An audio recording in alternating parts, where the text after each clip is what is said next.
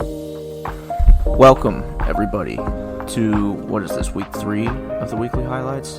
Is this number 3? This is number 3. This is big number 3. Yeah, we put this one up to you guys. It was to be determined whether or not we were going to be doing one or the other, and you guys chose this one. So this week, Emily is going to be leading some coverage on Pride and Prejudice and zombies, I believe. So no zombies in this Pride and Prejudice. I watched the wrong movie. This is all you. 2005 Pride and Prejudice. Yeah, so we've got weekly highlight number 3. We also special guest. I'm so excited. Our first podcast guest. This is my sweet friend Brooklyn Finch. I'm so excited. Welcome to the party. Welcome, brother. Thank you. Yeah, and she's a big Pride and Prejudice fan too, so she's going to talk about it with me. So let's get into it, boys. Let's get into it. So this is Joe Wright's 2005 rendition of Pride and Prejudice. It was written by none other than the sweet, sweet Miss Emma Thompson. What a beautiful lady she is. We, of course, have seen a few versions of this story on the big screen, the BBC miniseries being my personal favorite. You can't go wrong with Colin Firth, ever. Before this movie, Joe had done some smaller, TV miniseries, and but this was, his first big movie. And he followed it a couple years later, but with another movie starring Keira Knightley, Atonement, and yeah, he's done 3 movies with her. That's kind of his girl.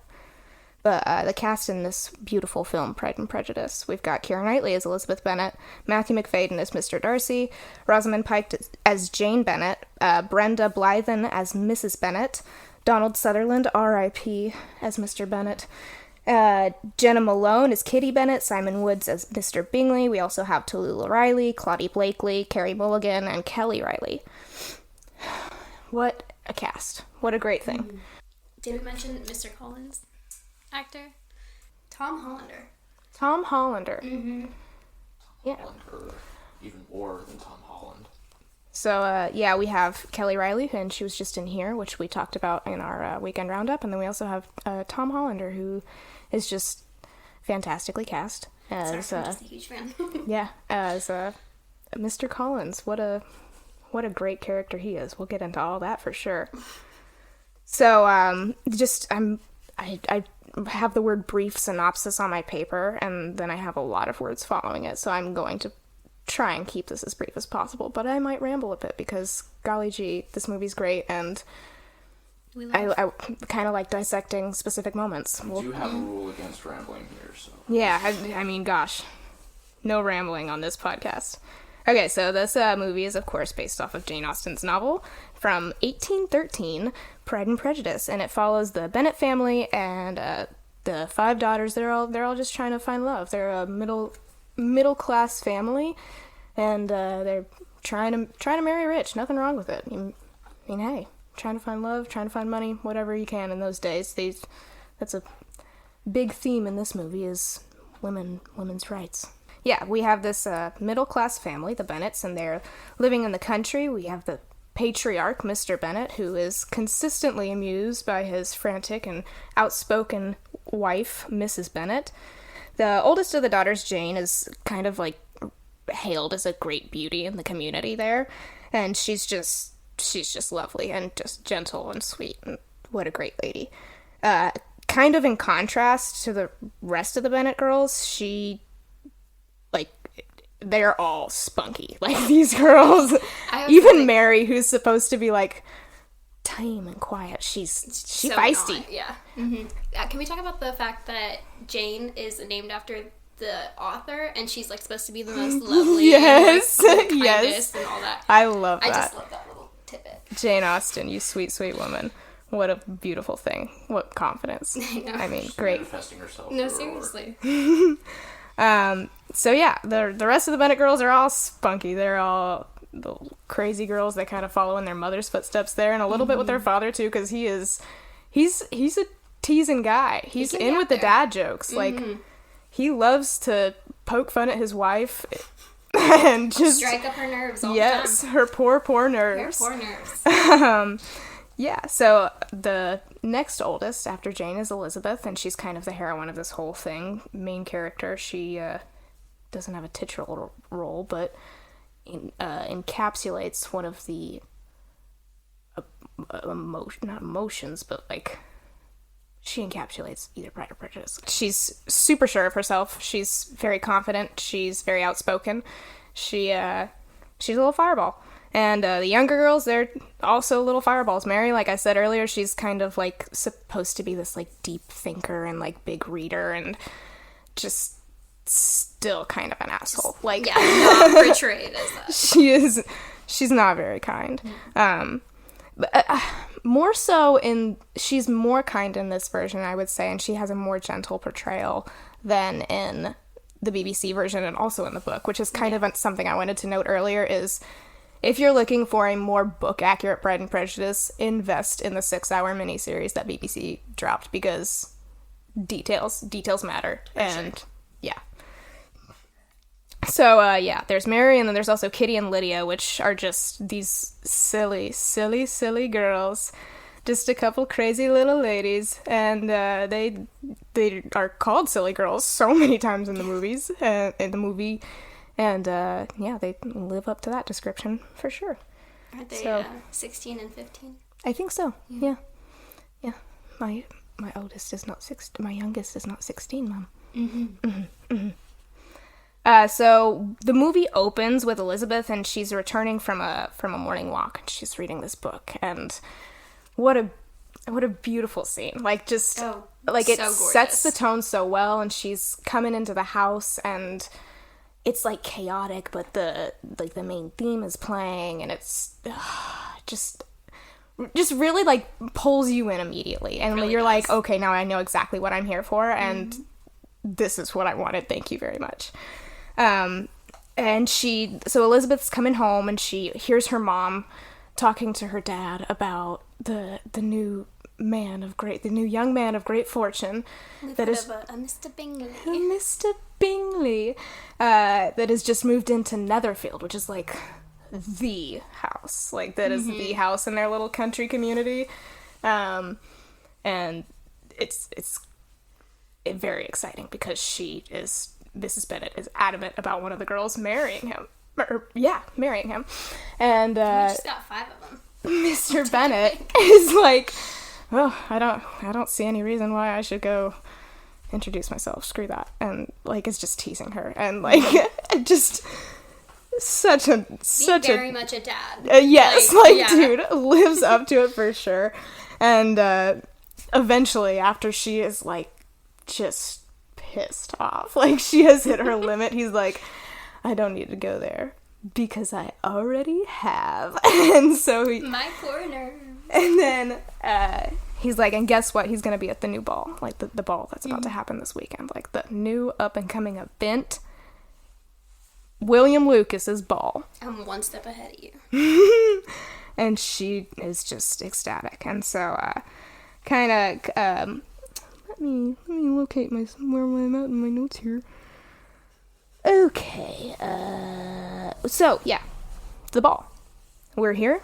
We're meeting Mr. Bingley. They're meeting Mr. Bingley. This is his big entrance into their society. It's a big deal. Like when everyone gets startled, music stops, everyone's staring. When he comes in with his sister Caroline and Mr. Darcy. Mr. Darcy. Mr. Darcy. And like you said, like the doors, it's like they slam open, and like it's like you feel it's like almost a wind pause. Like comes in, and it's this huge ordeal, and like it just what a great moment that is in and of itself. And people start whispering as they're walking through the room, and then we kind of meet him as he comes up to the Bennets, because Mr. Bennet, of course, had already introduced himself to him. And he introduces him to his wife and his daughters, and Bingley kind of gazes longingly at Jane, who loved her from the start. Love it. And, he's just smitten. He immediately, if I'm not mistaken, immediately asks her to dance after a minute of charming, awkward conversation, and kind of stumbling over his own words very much so. He is prone to do. He was trying. He's a lot of risk.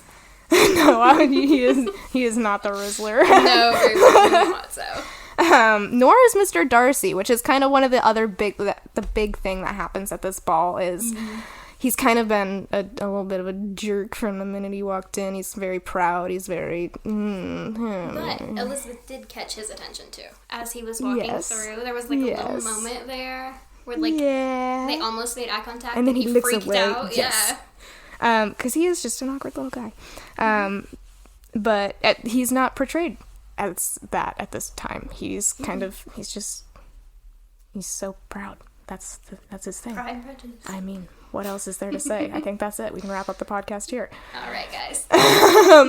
But, so he Elizabeth, who at this point is with her friend Charlotte Lucas, overhears Darcy telling Bingley that, like, he's dancing with the only pretty girl at the party, and that, and Bingley's like, oh, what about her sister? She's pretty. And he's like, she's tolerable, I suppose, but not handsome enough to tempt me. And you're like, what? And he did not. He did not. Yeah, and so that's kind of the big thing that happens at the ball. Charlotte and her kind of giggle about it, but Lizzie's a little butthurt, clearly. Oh, for sure. Someone else is proud, believe it or not. Yeah, so we leave the ball. Lizzie and Jane kind of discuss the events of the ball together and are giggling in bed, and Jane is smitten with Bingley, and Darcy and Elizabeth are just hating each other, and she's like talking smack about him. Such a girlhood moment. For sure. Yeah. Yeah, so then after that ball, Jane, Caroline Bingley, at some point, Jane and her kind of form a little bit of a friendship, an acquaintanceship, and Caroline kind of throws her brother a bone here. I don't think she likes Jane very much. I don't think she likes anybody in this town very much, even from the get-go. No, for sure. And she's kind of like, okay, I'll give this girl a little bit of a try. We'll see. And I feel like it was mostly for her brother. Like, yes. She was trying to, like, let her brother see her for a little bit and understand why she didn't care for her. You know what I'm saying? Yeah. I like that perspective, too. Yeah. I don't know. Maybe this is all in the book. I haven't read the book in a long time. But anyways, she invites Jane to Netherfield, the great estate. And Mrs. Bennet is like, bro, do I have a plan for you? You are gonna go on horseback. And they all go, horseback? And then it like zooms in on the window and thunderclaps and it starts raining. And then it just... Again, such a dramatic moment. And then we see Jane riding in the rain, and then we see her showing up at Netherfield, and she sneezes. And you're like, because that's the thing. She wants her to go on horseback in the rain because she wants her to get cold, so she has to stay at Netherfield, and she does. And her plan works. Surprise. Mrs. Bennet, you scheming little schemer. Mm-hmm. You are killing the game. Dang. What a matchmaker. She really does her job well. Maybe. Round of applause for Mrs. Bennet. Maybe. In this moment. So yeah, Jane is at Netherfield, sick, and like, dang, that cold must have been a hell of a cold, because she is in bed sweating, like, that is, girl. Scarlet fever. For real, like, what you got going on over there? So yeah, Lizzie's worried about her, so she goes and she walks to Netherfield. She shows up looking what some could describe as disheveled, but it's also just like, gosh, what a natural beauty. Like, her hair is down. For the most part, she has it like half up, and it's like her curls with the humidity are like really coming out, and just, she looks so pretty in the scene, and I love that.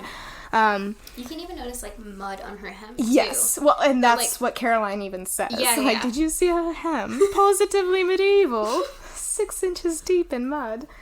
I love this scene because she clearly catches Darcy's attention so much here. Like, he's so, like, shocked by the fact that she's here. Like, he, like, as soon as the butler, like, basically, said her like, name, he throws jumped his up. chair. No, Like, seriously. Jumps up, he's chair so, goes back. yep. Like, and we've all been there. I mean, we've all been had that moment where you're... Who said that We are all fools in love. Was it Charlotte? Yes. Yeah, that's what I think of every time I see that scene. I love it.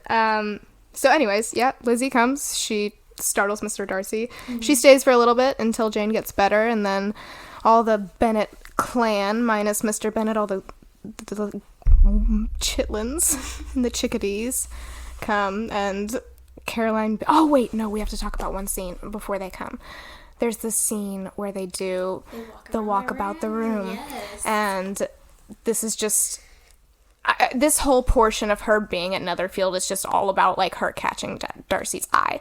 And she's just, like... She does not get it. Combating everything he says. Like, being petty. Yes. And it's just so great. And Caroline Bingley's, like, getting jealous in the meantime because she wants Darcy. And, like, it's all... Mm-hmm. It's excellent. It really is. The tension is thick. Yes, and that's one thing about this movie is, like, the tension is so good. Yeah. Almost, like, anytime these two are on camera together, like, mm-hmm. Are they gonna kiss? No, girl. I get it. What? Not yet! Yeah, I love that scene. But anyways, so... Mrs. Bennet and the younger three girls come to pick up Elizabeth and Jane, and the youngest of the two girls, the silliest of the two girls, convince Bingley to throw a ball at Netherfield. By making him think it was his own idea. Mm-hmm. So, yeah, Mr. Bingley is gonna throw a ball, and he's excited about it. The girls, before the ball, the girls go home, and then we have the arrival of the famous Mr. Collins. Mr. Bennet is so excited. He's like, oh, there's gonna be a visitor. It's my cousin. It's the guy that's gonna come over, take over the house when I die. Mm-hmm. Are you ready? They weren't ready. This is one of the most uncomfortably comedic characters. Like, everything that he says, you have to kind of giggle because you just feel so awkward. Like, it is just... Like, you cringe internally it's every so, single sentence that comes out of his mouth. Like, so good. It's so funny. So, you just have to see it to, like, know what we're talking about. Like, it's great. It's so great. I love it. So they have dinner, and Mr. Collins is there, and he's staying for a while. And, at some point, him and Mrs. Bennet, like, he kind of pulls Mrs. Bennet to the side, and he's like, bro, Jane kind of fine, though. She's captured my special attention. And Mrs. Bennet's like, I'm sorry, girl, she got a rich man. And, then he's like, okay, what about the other one? Next. And so he kind of starts pursuing Lizzie at this point, much to her dismay. Mm-hmm.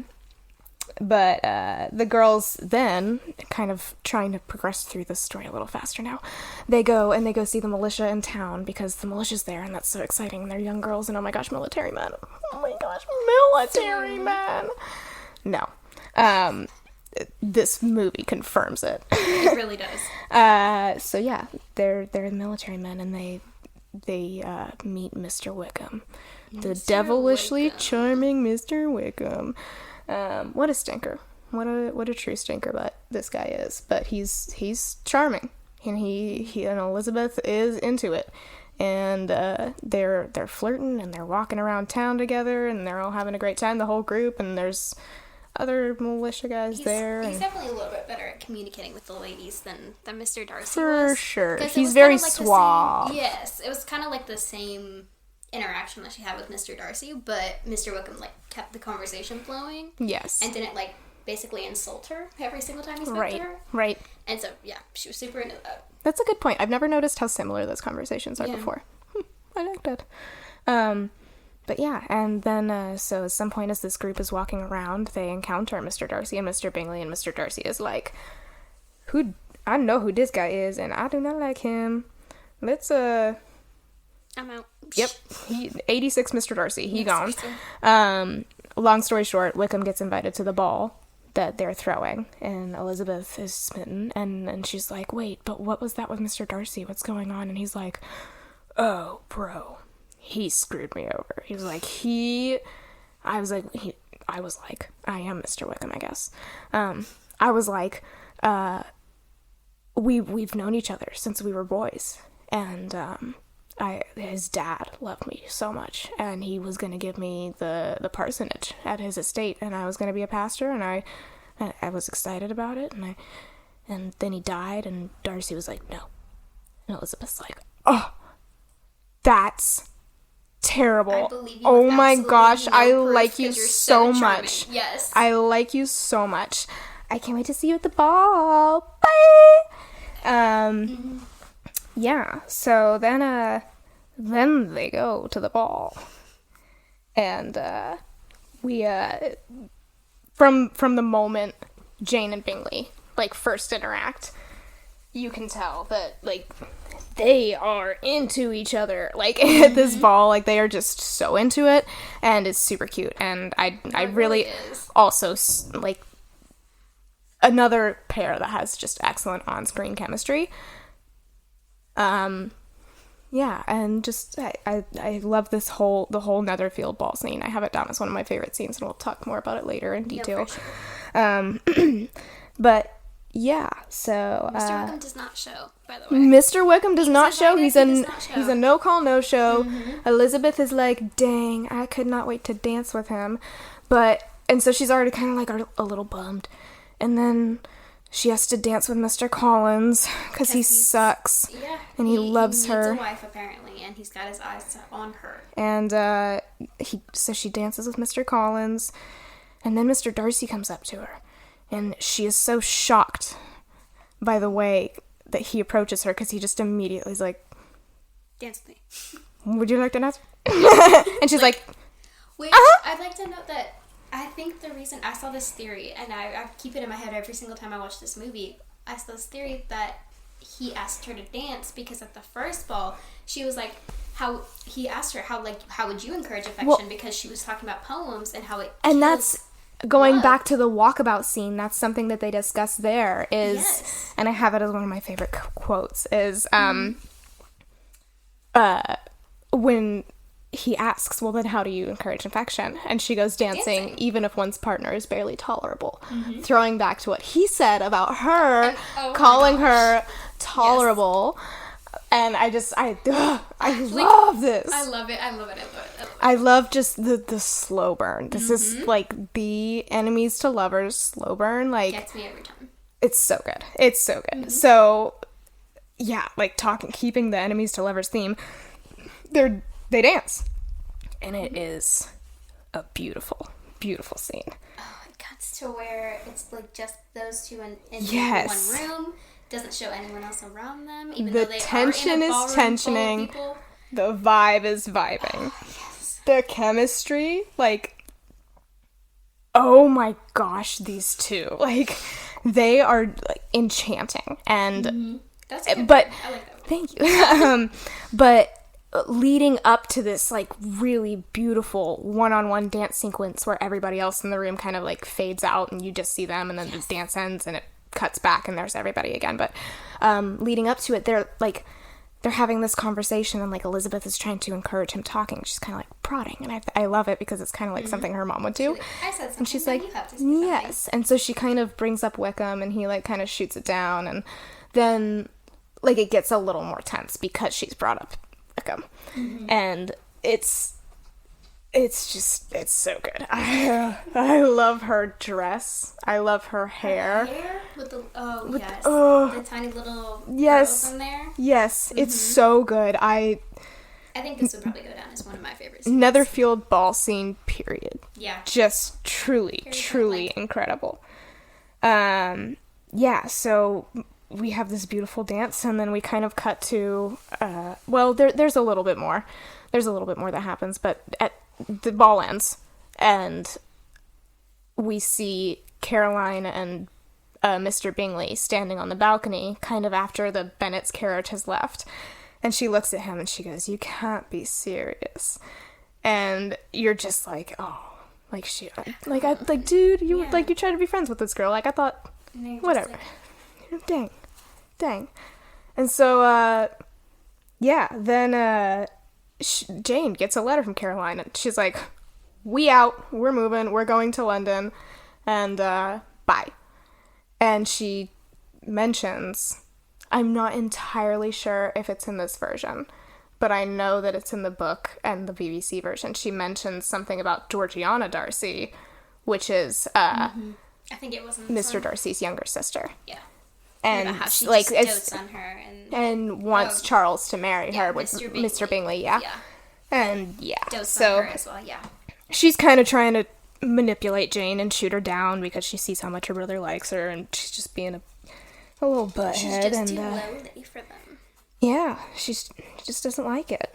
And then after Jane receives this heartbreaking news, we're having breakfast at the Bennets, and Mr. Collins is like, "Everyone get up but Elizabeth!" Again, so awkward. Just walks in there. And Elizabeth, it's like she knows exactly what's about to happen. Yes. And she is begging everyone to stay. Like, she asks her dad, she asks her sister. She is just holding clinging. on to Jane. Yes. Like, don't leave me. And Mrs. Bennet tears them all out of the room because, of course, she wants the house to go to family so she can continue living there after Mr. Bennet passes. Mm-hmm. Which, selfish motive, yes. But kind of fair. Yeah. And so he proposes, and Lizzie's like, and also, awkward proposal. Oh my gosh. Why does he talk about, this like... man does. It's just normal. Just the one flower. And she doesn't even, go to take it from him, so he just, sets it down on the table. But, doesn't set it down, he, drops it. She has, fear in her eyes. It's... Oh, yeah. It is a situation she has no interest in being in. So, she refuses. In a conversation with Mr. and Mrs. Bennet, she is told by Mr. Bennet that her mom is like, I'm done with you. I'm not talking to you ever again. And she's told by Mr. Bennet, he says, from this day forward, you will be a stranger to one of your parents. Your mother will never see you again if you don't marry Mr. Collins, and I will never see you again if you do. And you're like, get it done! Yes! It's just truly, truly excellent, and I'm realizing how long the synopsis is running, so I'm gonna I'm just gonna try to wrap it up as fast as I can, so that we can get into the juicy, juicy details of this movie. Right. So, she rejects Mr. Collins' proposal.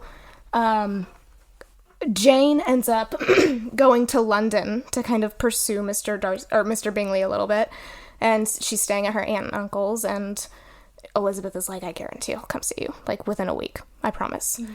And, so yeah, and, after Jane leaves, Elizabeth is visited by Charlotte Lucas, her friend, and she's like, hey, Mr. Collins proposed to me, and I said yes, and Elizabeth's like, oh, dummy? She's like, girl? He got you. Right? And, Charlotte kind of justifies herself, she's 27, and at that point, she's an old maid. And no prospects. And what are you gonna do? To my parents. Yeah. What are you gonna do? So, yeah. She marries Mr. Collins. Elizabeth goes to visit them. And, at this point, we've heard a lot about Lady Catherine de Bourgh, Mr. Collins' patron. And her estate is so grand, and the fireplace alone. He's obsessed with and her. That's all he can talk about is Lady blah, Catherine de blah, Bourgh. blah, blah, blah, blah, blah. Mm-hmm. Lady Catherine de Bourgh. So, when she goes to visit them, obviously his parsonage is on her estate, and they are invited to dinner at her house. And it is here that Elizabeth learns that Lady Catherine de Bourgh's nephew is Mr. Darcy, and Mr. Darcy is engaged to Lady Catherine de Bourgh's daughter. And has been since infancy. Yes. And this is not a cute daughter. She's sickly, and she can't leave the house. She's like a vampire. If she was in the sun, I think she'd just be gone. Yeah. It's over. And then she also learns through a series of events that Mr. Darcy was involved with splitting up Jane and Bingley. So she is full on mad at him. And it is not long after she finds out this information that he comes and chases her down very dramatically in the rain and finds her at a gazebo and proposes and confesses his love and talks smack while doing so. Yeah. Like, he's, like, talking crap about her family, and he's like, despite my better judgment. In the same breath, I love you so much and I can't help it. No, like, it's... Even though you're the scum on the bottom of my shoe. This is not the proposal you want to hear. No, absolutely not. But also, if Matthew McFadden talked to me like that, I'd probably say yes. I'm serious. I would probably say So yeah, he proposes. She is disgusted. She retorts by saying, like, his dealings with Mr. Wickham were so dirty, and I can't believe you broke up Jane and Bingley, and, like, what is wrong with you? And now you're coming and telling me, like, my family's nothing, and you still, like, and you want to be with me.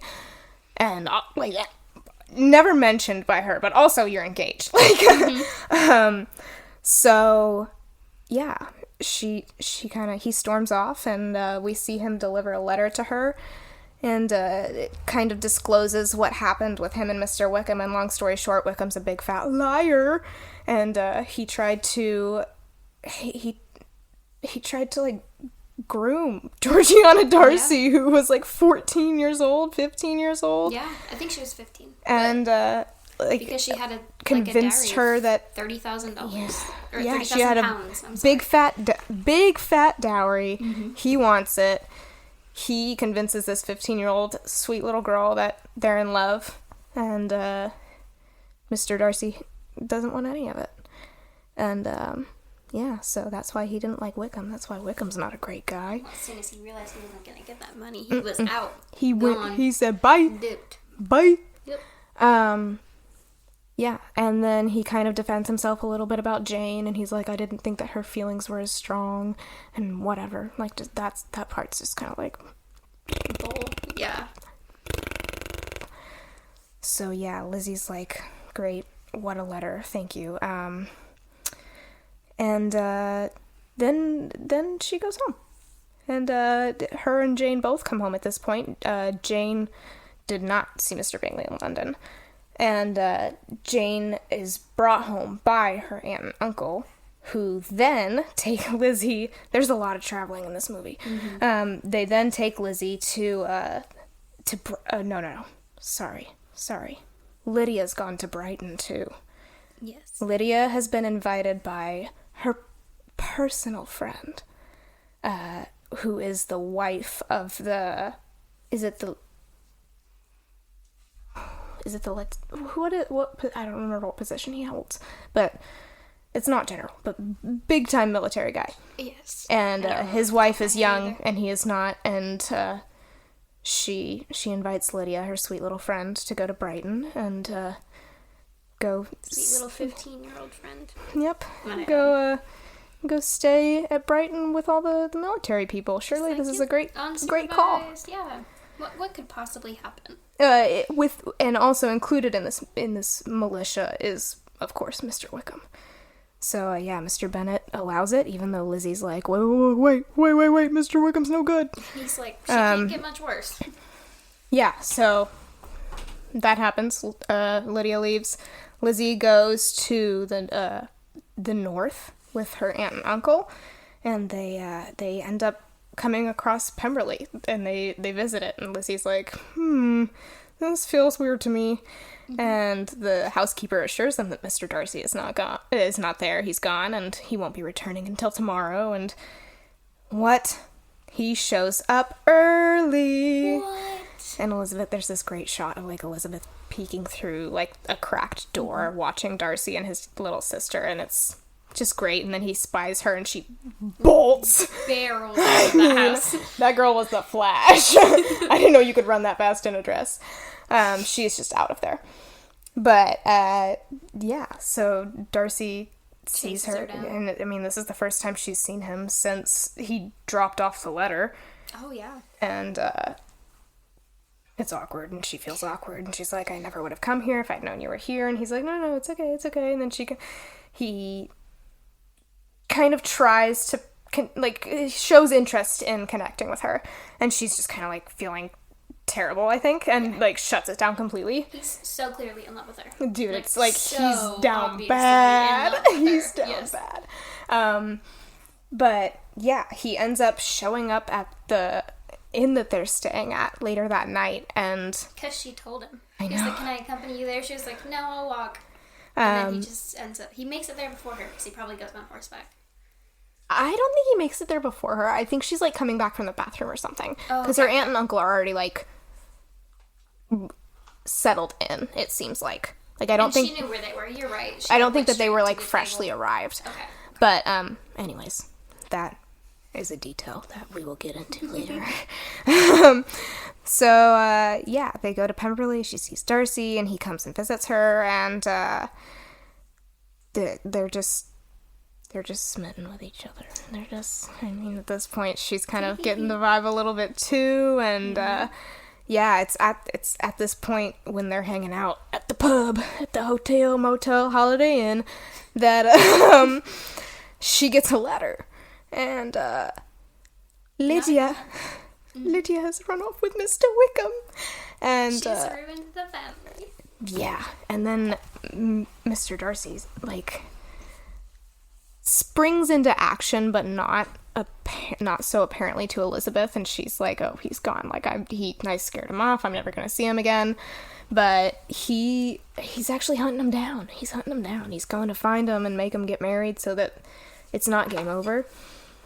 And yeah, he finds him and he makes him get married, and he ends up paying Wickham quite a bit of money to do it. Very And generous man. yeah, protects the honor of the Bennet family by doing so. And yeah, so then they come back to Netherfield. You hear the news that Mr. Bingley is going to return. Jane freaks out. Bingley shows up at the house, and does he leave and then come back? Yes, Yeah, he does. leaves, and he like is super awkward, leaves, and then comes back and then asks to be alone with her, and he he's so proposes, and nervous. you don't see anything other than him kneeling, and it's just so. I love that they almost like. I been know a they're complete movie ass. characters. I know they're movie characters, but I love that they kept that moment private. Right, I love right. It's that. so sweet, and I love it. And the cut to Jane just crying and being like just so happy, 1,000 so times, cute. yes. Like, I'm in love with that scene too. It's great, and so He's adorable. oh, I know, The I know. nervousness. But yeah, we get into Jane and Lizzie having another little girlhood moment in their bed, and Jane's newly engaged to the love of her life, and they're just giggling, and Elizabeth's like, "Oh my gosh, I think I'm in love with Mr. Darcy. What's wrong with me?" And there's a knock at the door. A knock at the door, Late at night. and Who could it be? none other than Dame Judi Dench as Lady Catherine de Bourgh, and she's scary. She's is. scary. That shot where it's like zoomed in on her face with the candlelight. Yes, In my nightmares. Like, she was scary. And she is like, "Oh my gosh, Elizabeth Bennet, we need to talk right now, young lady. Are you engaged to my nephew? I have heard the most ridiculous rumors." And Elizabeth's like, "Well, well, if they're ridiculous, why would you believe them? yeah. Yeah. Sassy girl. Sassy Elizabeth." Lady Catherine has never been treated like that in all her days. So yeah, Lady Catherine basically accuses her of being engaged to Darcy, asks her to promise to never enter such an engagement, and Elizabeth, what does she say in response to that? I can't remember exactly what it is, but she's basically like, "I'm not promising anything," Yeah. and it's great, and she's crazy, and she leaves, and she insults Elizabeth, and is just a rude lady, and Oh, very rude, very entitled. We'd never heard of Lady Catherine de Bourgh until Mr. Collins, and Mr. Collins paints her to be this majestic woman, and she does have like a beautiful home. It's like an abbey almost, like it's gorgeous. But she's not royalty. We've never heard of Lady Catherine de Bourgh.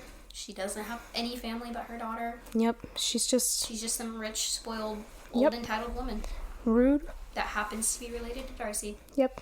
And she's all kinds of bitter that her nephew that's been engaged to her daughter, ew, Vampire daughter.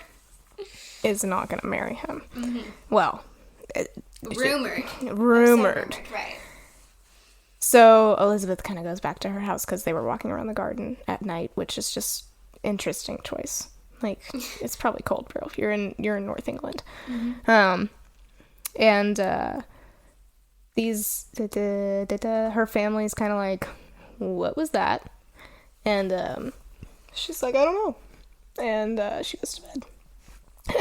Excuse me. She goes to bed. And wake up the next morning. She's so fond of walking.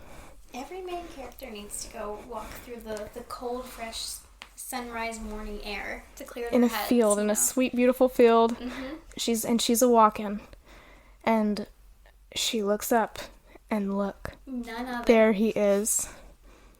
That sexy boy. Hero. Oh, such a gorgeous scene. I mean... I sent you a picture of it earlier as I was rewatching I love that. It was just what a beautiful scene, and so it's Darcy, and he's here, and can you believe it? And he's in love with her, and she's in love with him, and he proposes, and she says yes, and yes, it's so good, and then I love this scene where she's at he asks her dad for permission, and then you see Lizzie talking to her dad after, and he's like, girl, you sure? I thought you hated this guy. And she's like, I was an idiot. And just the way that she recognizes her faults in this scene and is like, and dude, I just love him so much. I love this scene. Dad.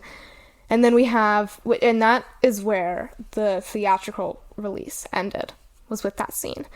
But there's the alternative American ending that you have the beautiful scene of them sitting on the patio at Pemberley after they've been married, and oh my gosh, it's just so romantic and so dreamy, and like, bro, this movie is so good.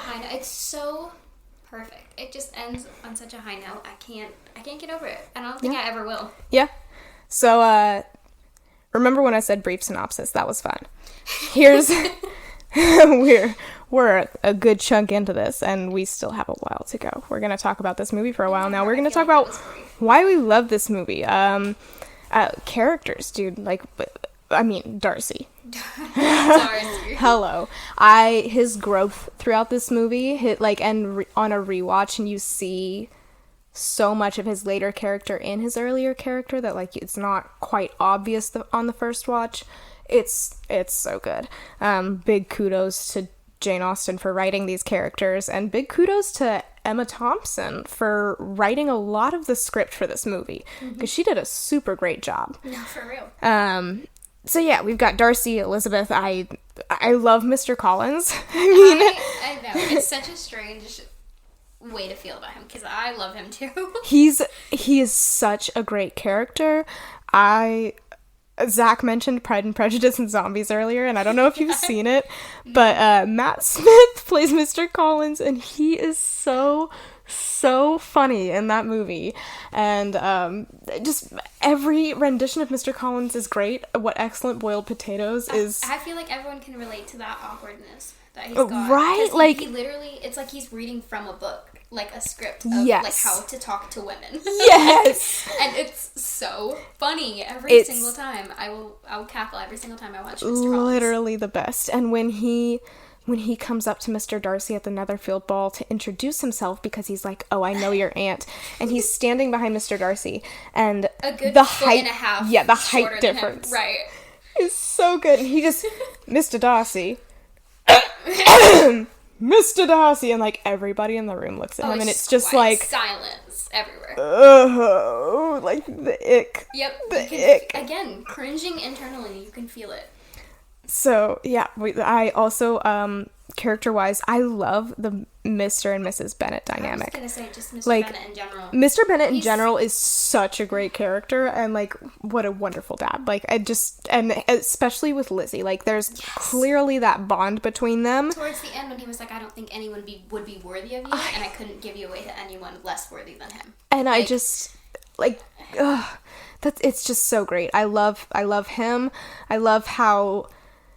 clearly Mrs. Bennett is not an easy woman to be married to. She is so dramatic, and she is flying off the handle at the smallest thing all the time.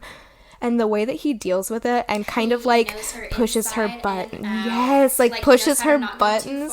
It is so... How to bring her back in. It is so couple that has been married for 40 years. Like, so. And the one time he was gone, she was riddled in bed with her nerve sickness. And I truly think that was just because he was gone.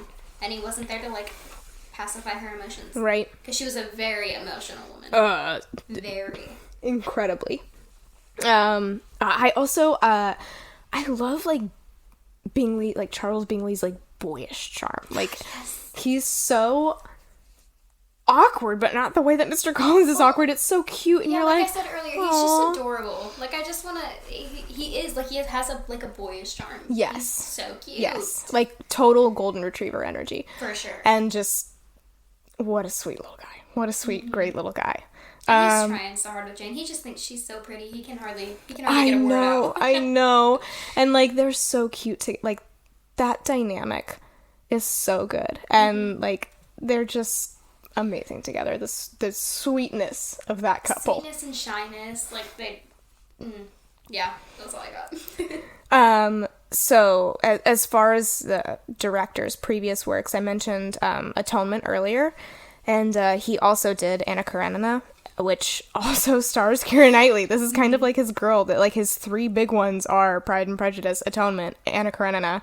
And then he also did the Netflix series Woman in the Window and the Darkest Hour, I think it's called. It's a Winston Churchill Netflix series. I haven't seen it. He also did a Black Mirror episode, so good for him. But apparently when Keira Knightley's involved, he makes money. So yeah, that's for sure. I mean, take it or leave it, brother. Maybe you should cast her in something new. Right. So let's get into favorite scenes. What are some of your favorite scenes in this movie? Just like we were talking about, the very beginning shot. Oh my gosh. And I'll never get over it. It's so so beautiful. It literally captures your attention from like after the first 10 seconds of her just walking, and she walks into the house and like you can see all the chaos, but you don't hear it over like the piano. Yes. That's like going on, but because the piano is so loud, it like tunes almost everything out. And it just follows Lizzie through the chaos of this house as she almost ignores it all because she's reading and she's just doing her thing. She's in her own little world, and I love it. And she hears a little piece of gossip that catches her ear, and she's like, "What was that?" We're peeking in on people. I love it. I really, really love the turnabout the room scene. Yeah. I love so much the line where she says, even if one's partner is barely tolerable. That is, like, she is just so sassy. Oh, like, she's got his attention. It's... From the moment he saw her, but the moment she, like, started talking and, like, opened her mouth with her wittiness, she had his attention. And I think one of my favorite things about this scene is that Caroline is, like, kind of trying to highlight all of Elizabeth's flaws, and Darcy is just finding himself more and more attracted to her. Mm-hmm. And it's just not working. And they talk about, like, the idea of, like, what a true lady is, and, like, it's just... all of the virtues that she would need to have. An accomplished woman, I think so. A truly accomplished woman, that's what it is, you're right. They listed, like, 6 things that she would need and to she's like, have I have any accomplished. wonder that you know any. Like, because he... It's just so good. I love their banter here. Truly. It is so good. What a fun scene. I also have Mr. Collins' dinner at the house. The first night he's at the Bennetts at Longbourn. He is just... He's such a funny character. I mean, Why, what excellent boiled potatoes. And tell me, which of my fair cousins should I have the pleasure of complimenting? And Mrs. Bennett's like... We can afford a cook. Like, we have money. A little bit. I'm so glad the estate can afford such a thing. And it's... Patty, that's just not the compliment that you think it is. He's just so insufferable in the most delightful and watchable way. Entertaining. It can't take your... It's like a train wreck. You cannot look away. Yes, that is a that great whole way of dinner is describing just so great, and it's immediately followed by him trying to get Jane, and then he's like, next... Like, the way that he just is like, okay, moving on. It's so funny. Yeah. And he does the same thing after Elizabeth rejects him. He's just like, okay, Next. Charlotte Lucas, I guess. Yep. Poor Charlotte. Poor Charlotte. Third choice is rough. I love her. She deserves better. I do want to talk about this too. Another favorite scene of mine is when Elizabeth is visiting Charlotte and Mr. Collins, and they go to Lady Catherine de Bourgh's estate, and Charlotte's little feather piece in her hair, and it's constantly flapping around the whole scene. Like, it's one of those. It feels like one of those things that's like. Just moves constantly. Just moves constantly on its own. It's supposed to look like the wind, but it's just so clearly not. I laugh at it every time. I've been watching this movie since I was like probably 9 years old, and I've laughed at that every single time. It's that dang feather. Can't not. It's so, and I love that they kept it in. I love that they were like, let's not do another take. That's the one. That's it. I like singular feather. That's just like alfalfa, like above her head the entire time. Literally. So, let's see, do I have any other scenes? Oh my gosh, just the hand flex. How have we not mentioned it this whole time? Flex. Unscripted. Yeah, wasn't it? Unscripted. Oh my gosh. I thought someone came up with it. And the way that it displays, like, simultaneously the, like, internal disdain that he feels for, like, himself for liking Elizabeth. Like, there's the conflict in this Oh my gosh. She's too lowly for you, bro. But against his better judgment. Can't help it. Against his better judgment. Wasn't it because, like, they touched without gloves? Like, he felt her actual hand, and that's so forbidden, guys. You're not supposed to do that in 1813, I think. Like, I love it. Well, I think this is set in, like, the 1790s or something like that, or maybe 1787, so, like, a little bit earlier. But yeah, hand flex. The hand flex. The girl dinner. Girl dinner. For sure. Dude, it's just so great. Netherfield Ball. We already talked about it a lot. Such a great scene. So that dance is so amazing. I do really love the shot of Mr. Collins, and he has the flower there. Yeah. Like he was gonna propose to her there. And it's kind of like a sweet moment where you kind of feel bad for him. And you're like, oh, poor little guy. A little bit. But he's not really into her. Right. That's how he, like, thought about going about it. Like, this is how everyone does it, so this is how Mr. Collins is gonna have to do it. Not that it's special to Elizabeth. And then, of course, we have his craziness with the Mr. Darcy. Does he have to do it, like, 3 times or something? Because he's literally, so short. He just couldn't see him. Nope. And he's standing so close behind him. Oh, yeah, like zero spatial awareness. We know people like that.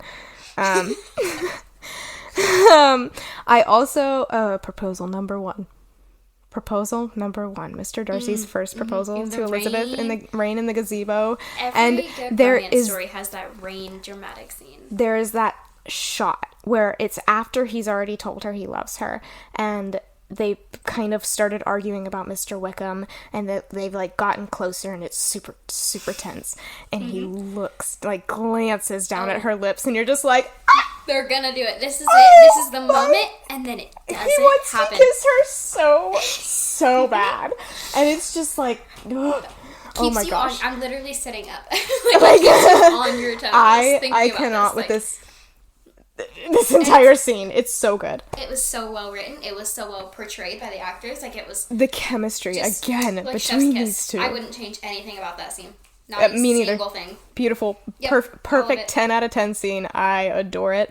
I felt like she got she got, like, so angry also in that scene that she was, like, crying, but you couldn't see it because of the rain. She big mad. Like, she's so angry. Yeah. He was insulting her. For sure, dude. He's being her sister away from her true love. And he's telling her, I liked you against my better judgment. Like, can you imagine being told that by someone? You're like, negative Riz. Like, get out of here. Yes. How do neither of these rich men have Riz, and yet they somehow land both of the beautiful Bennett girls? Because they eventually end up just being themselves. Because they have honest. Money. Well, yeah, that too. The shot of Elizabeth on the cliffs. Oh, yeah. Yeah, when she's visiting the north. Mm-hmm. That shot with the wind billowing through her dress. And the music swelling. And, oh, yeah. That's the it. Sun No notes. Her. No notes. They did really good with, like, the, like, I don't know, the cinematography, I guess. Oh, yes. Just like, for sure. Actually, that's something I don't have a note about, is I don't know who the photography director for this was. I don't know who the cinematographer was. But I also, this is the last scene I want to talk about just real fast, and it's the Pemberley scene when she first visits and she's like wandering through and just completely entranced by the beauty of this estate.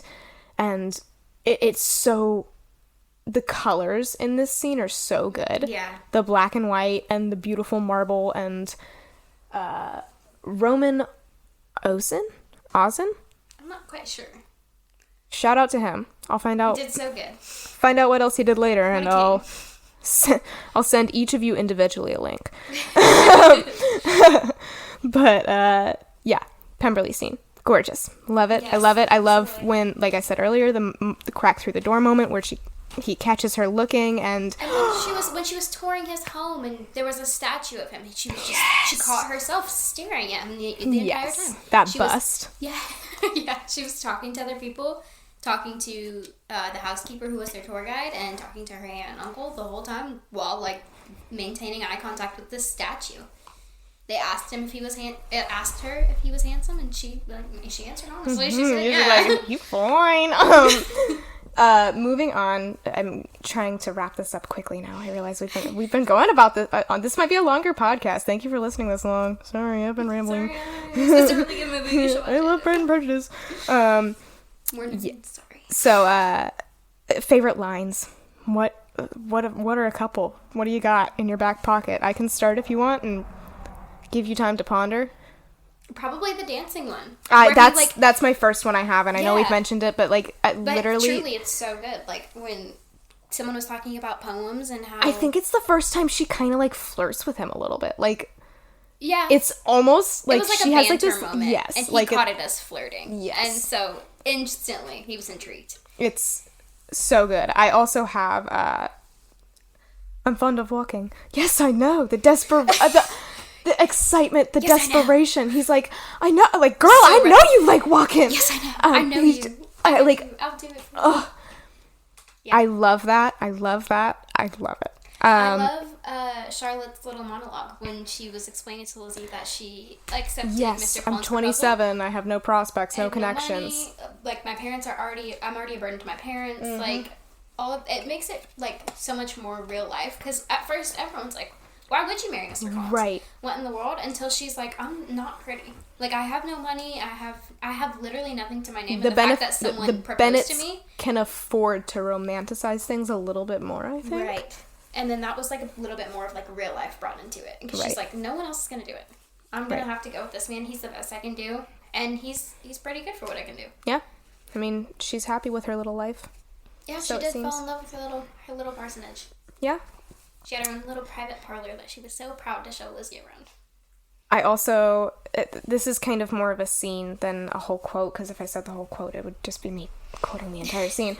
But the scene when Elizabeth comes and visits Pemberley with her aunt and uncle, they go for dinner at some point, and she's introduced to Darcy's younger sister, who's very dear to him, Georgiana, and she's talking about how she wants Elizabeth to play the piano, and Elizabeth is like, I don't, Georgiana says that her brother told her that she played very well.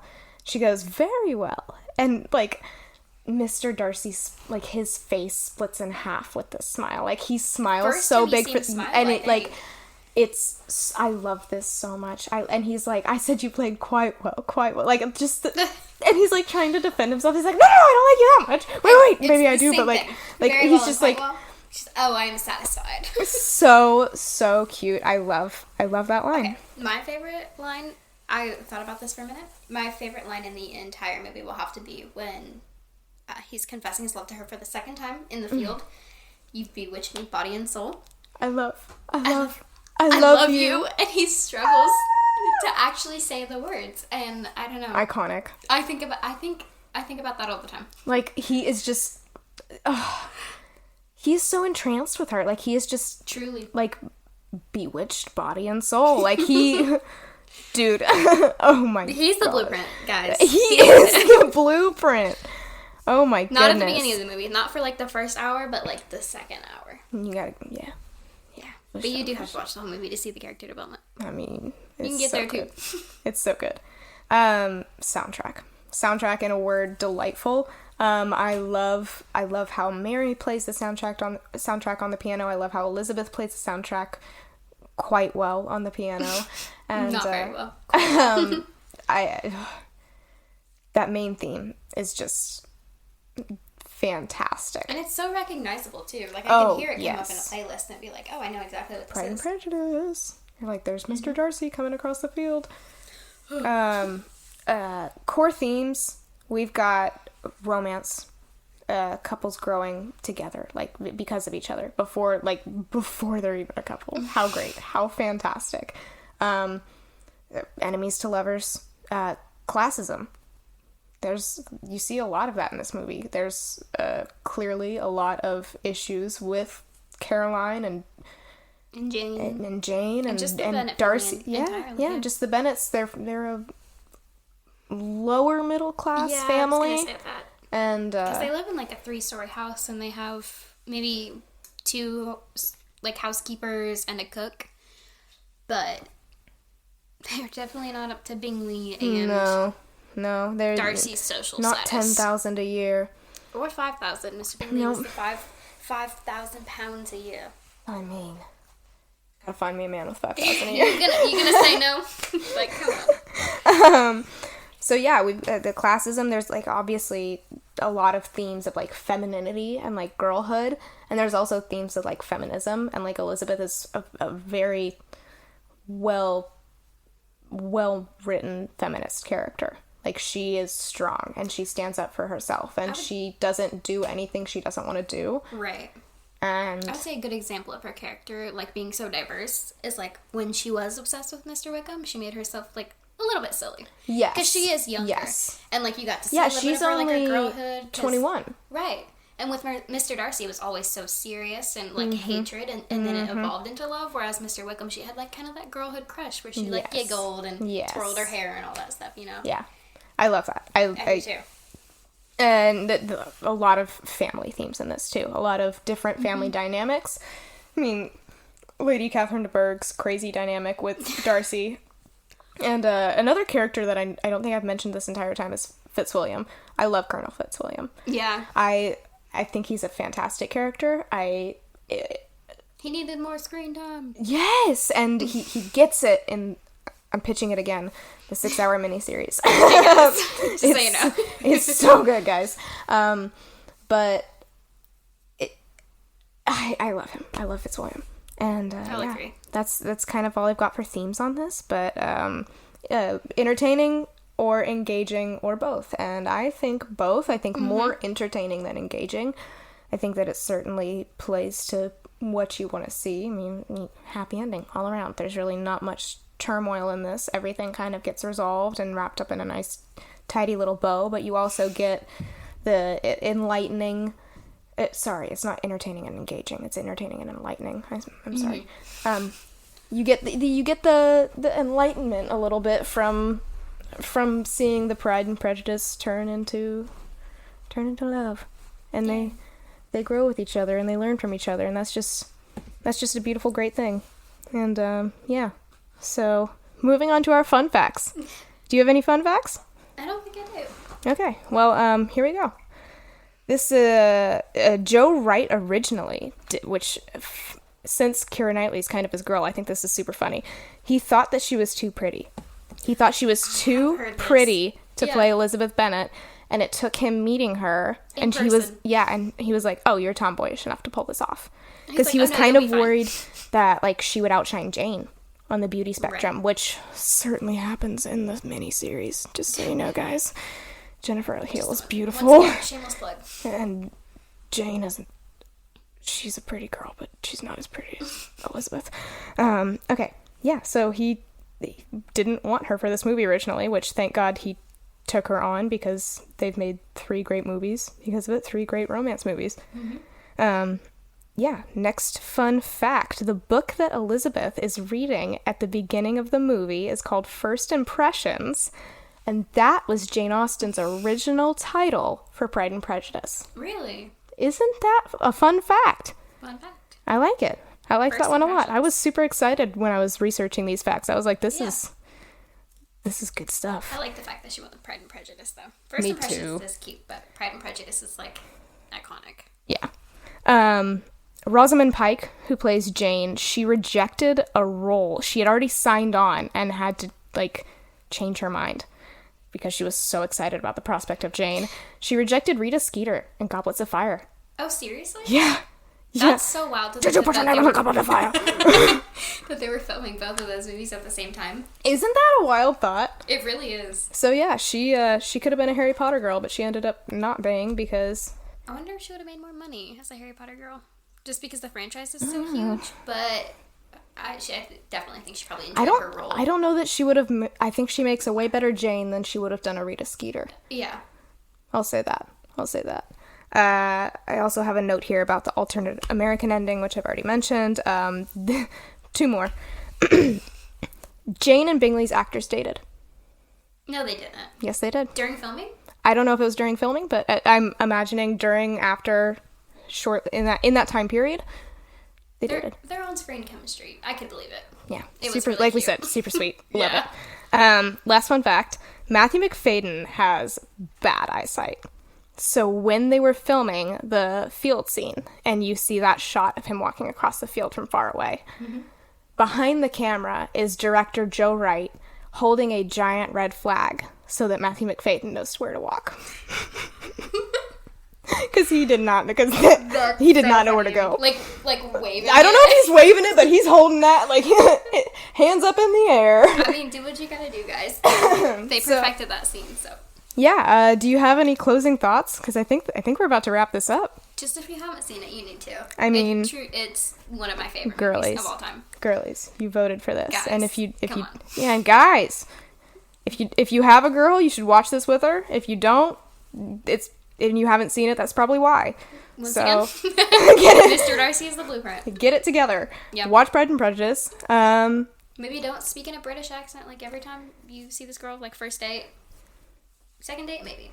Yeah, I've got the rating here for like a 9 out of 10. I love this movie. It's not like technically perfect, I know, but I have such a soft spot in my heart for this movie. Because I mean, you grew up with it. Yeah. My 13th birthday was Jane Austen themed, and It we watched was this not. movie. Yes, it was. That's an even better fun fact, and I love that. It was great. Thank you, Mom. It was such a great birthday. A couple good double features. I have down Greta Gerwig's Little Women. I think that is just kind of matches the tone of this and gives you a different perspective a little bit. Because it's not all happy ending, sunshine and roses. And then I also have the 2022 Netflix version of Persuasion with Dakota Johnson. Yes. Which is kind of a more lighthearted, comedic, almost modern telling of the story set in the same time period. Like, it's... Yeah. Some of the things they say, it's like, She breaks the fourth wall, and, like, yeah, it's just very clever, and I love that movie, too. So, yeah, those are my 2 double feature recommendations. If you liked Pride and Prejudice, you'll like both of those. You'll also like... I mean, if you have 6 spare hours. Once again. Heyo.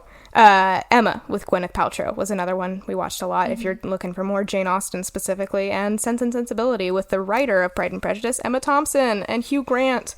Sense and Sensibility. So good. It's so good.